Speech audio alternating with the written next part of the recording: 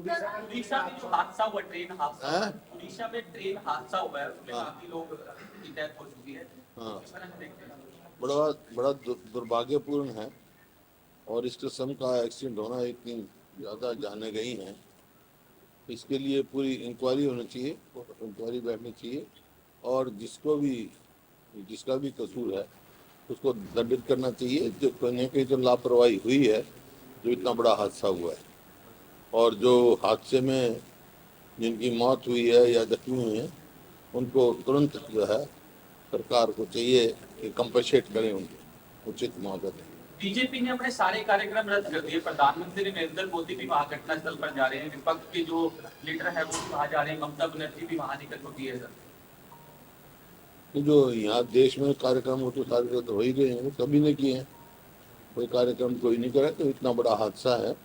मेरी याद में इतना बड़ा हादसा पहले कभी नहीं हुआ भी। 3 ट्रेन कच्ची जुड़ी गई।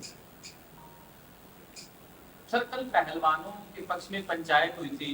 पंचायत ने फैसला लिया कि 9 तारीख को पहलवानों को जंतर मंतर पर लेके जाएंगे, दोबारा देश भर में दोबारा पंचायतें हुई। तो इस फैसले को किस तरह से देखते हैं जो पंचायत हुई? देखिए, मैं तो पहले कह चुका कि इन पहलवानों को, जो बेटियां हमारी, उनको न्याय मिलना चाहिए।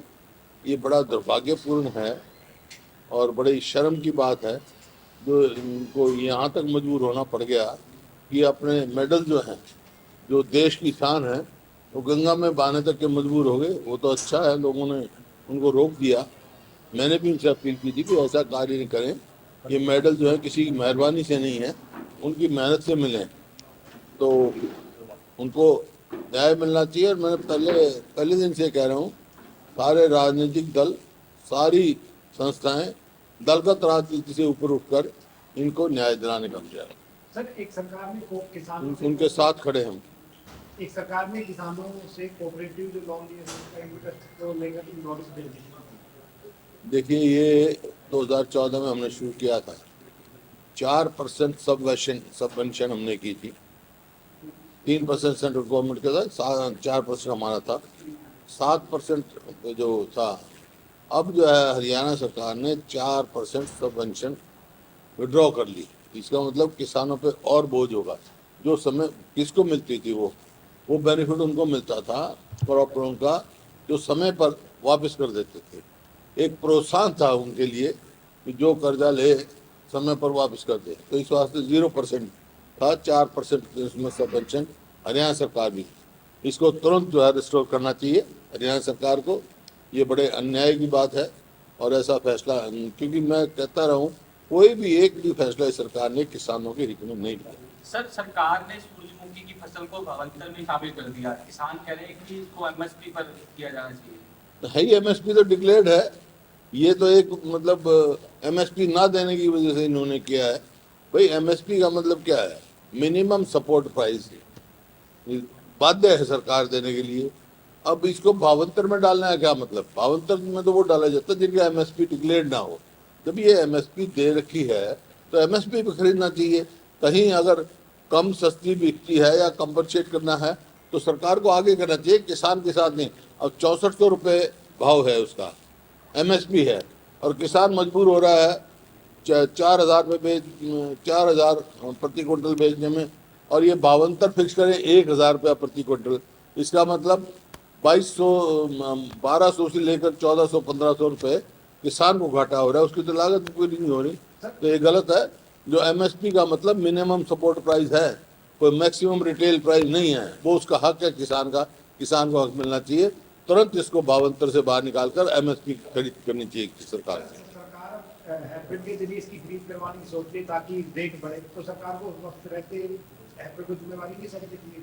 तो सरकार को खरीद करनी चाहिए ना, इसमें क्या बात है? इसको तुरंत, एमएसपी है भाई, मिनिमम सपोर्ट प्राइस है। मिनिमम सपोर्ट प्राइस का मतलब होता है कम से कम इतना मिलेगा किसान को, उससे ज़्यादा मार्केट प्राइस हो तो ठीक है, सरकार बाध्य नहीं है। लेकिन अगर भाव गिरते हैं तो सरकार बाध्य है उसके लिए देने के लिए। अप्रैल महीने का जो बेमौसमी बारिश और ओलावृष्टि का मुआवजा मई महीने में दिया गया, उनका साफ तौर पर कहना है कि अभी तक की सरकारों द्वारा इस तरीके का जो है वो फैसला नहीं लिया गया। कई महीने गुजर जाते थे, उसके बाद मुआवजा ये तो कई साल का नहीं मिला अभी तो इनको। 2 साल के पेंडिंग पड़े हैं। 17 लाख एकड़ क्या नाम खराबा हुआ है, नुकसान हुआ है किसान को, और मेरे ख्याल में 3 लाख एकड़ का भी नहीं दिया, 67,000 या 68,000 एकड़ का कुछ मुआवजा दिया इन्होंने। वो कह रहे हैं कि पहले की सरकारों से हमने ज्यादा मुआवजा दिया होना था।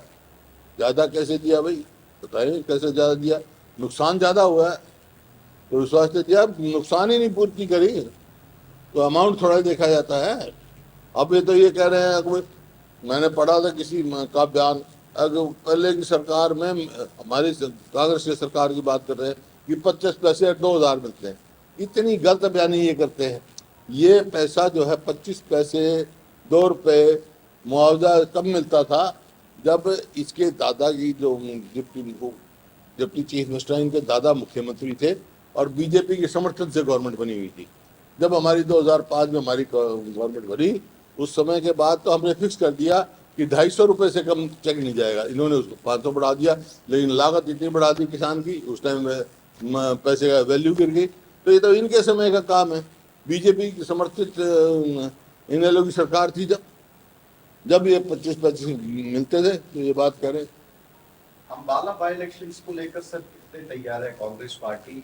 अनिल विज का कहना है कि हमारे कार्यकर्ता तैयार है, लेकिन कांग्रेस के कार्यकर्ता बैरक में चले जाते हैं कोई भी चुनाव। हम तो तैयार हैं, आए ना, आए जल्दी कराएं चुनाव। कांग्रेस का संगठन, अब तो स्टेट ने कराना है, तैयार है हम, चुनाव कल कराएं। तो कांग्रेस का संगठन तैयार नहीं हो पा रहा है सर। कई डेडलाइन आपने दी, आपके साथ अध्यक्ष जी भी होते थे, बताते नहीं, कोई डेडलाइन नहीं दी, हमने कहा जल्दी होगा, जल्दी हो जाएगा।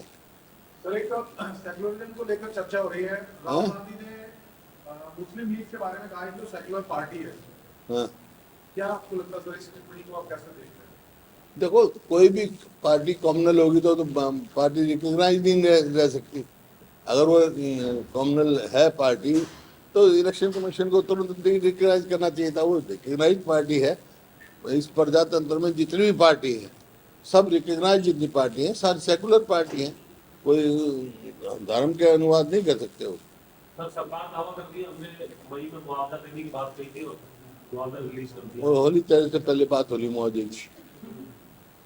सर राजस्थान में मुआवजा 17 लाख एकड़ का खराबा हुआ है, मुआवजा कुछ 1000 एकड़ का दिया है इन्होंने। सर आप कर्जे की बात करते हैं, लेकिन आपने अभी एक संकल्प पत्र जो है वो जारी कर रहे हैं आप। अगर वो जारी होगा तो और ज्यादा कर्जे का बोझ बढ़ सकता है। 6,000 रुपए पेंशन और जो दूसरे दावे आप कर रहे हैं उससे तो और ज्यादा। वही तो मैं कह रहा हूं, इन्होंने कुछ किए बगैर इतना कर्जा कर दिया। हमने तो करके भी दिखाया, जब भी कर्जा इतना नहीं हुआ था, क्योंकि इनकी जो सरकार जो है, हरियाणा सरकार विफल सरकार है। कोई भी विफल सरकार होती है वो सिर्फ कर्जा ही बढ़ाने का काम करती है, तो काम तो करते ही नहीं। मतलब इसको लेकर एक्साइज में मतलब हजारों करोड़ का घपला है एक अकेले एक्साइज डिपार्टमेंट में, क्योंकि कितनी इनकी बॉटल बनती हैं, कितनी बाहर एक्सपोर्ट हो रही है, स्टेट से बाहर जा रही है, कितनी बाहर जा रही है, कोई रिकॉर्ड नहीं इनके पास। हिमाचल सरकार सर 110 रुपए प्रति लीटर जो है सरसों का तेल दे दिया सर, और सरकार ने फैसला किया है इसे। हरियाणा के लिए आप क्या कहना चाहिए? हरियाणा हम तो पहले देते थे, कांग्रेस की सरकार सस्ता तेल देती थी, सस्ती दाल देती थी। दाल का प्रति किलो इतना था, 20 रुपए से ज्यादा नहीं मिलेगा। ये कोई वो थोड़ा ही है।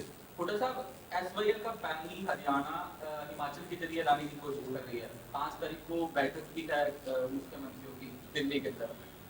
ये प्रदेश के साथ एक और धोखा होने जा रहा है। जब ये एसवाईएल का तो मुद्दा जो उच्चतम न्यायालय है देश का, सुप्रीम कोर्ट है, वो फाइनलिटी है रोज का। असेंबली में मेरे को आश्वासन दिया गया था कि हम एग्जामिन कर रहे हैं, नहीं हम कंटेम्प्ट ऑफ कोर्ट करेंगे। क्यों नहीं करें कंटेम्प्ट ऑफ कोर्ट? अब ये नई बात कह रहे हैं, उलझा रहे हैं मामले को। ये जो हरियाणा के हितों को डाइल्यूट करने की बात है।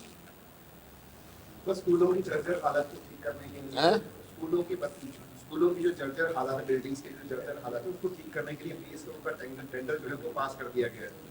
आपने कल कहा था कि स्कूलों की हालत तो बड़ी खस्ता है, तो खस्ता नहीं है। 8,000 कुछ कमरे तो चाहिए क्लासरूम, 3-4 हजार कमरे दूसरे चाहिए। ये क्या है? जो इनका तो एक फार्मूला है, भाई कमरे बना नहीं सकते, स्कूल को हालत ठीक नहीं कर सकते, स्कूल बंद कर दो। 5,000 स्कूल बंद कर भर करके बहाना लगा के जो काम है। जितने जब ये स्थिति होगी है, टीचर भर्ती करते नहीं, स्कूलों में जाओ जो मास्टर नहीं, अस्पताल में जाओ तो डॉक्टर नहीं। ये परिस्थिति है, सबको मालूम है, जब भी सारे वर्ग इससे विमुख हो चुके हैं। सर भर्तियां लगातार जो है वो जितनी भी भर्तियां सरकार द्वारा की जा रही है वो मैक्सिमम भर्तियां जो है वो हाई कोर्ट में उनको जो है वो एक तरीके से ठहराव मिल जाता है। हाल ही में HCS की भर्ती को जिक्र करें वो तो सबसे बड़ा धोखा है।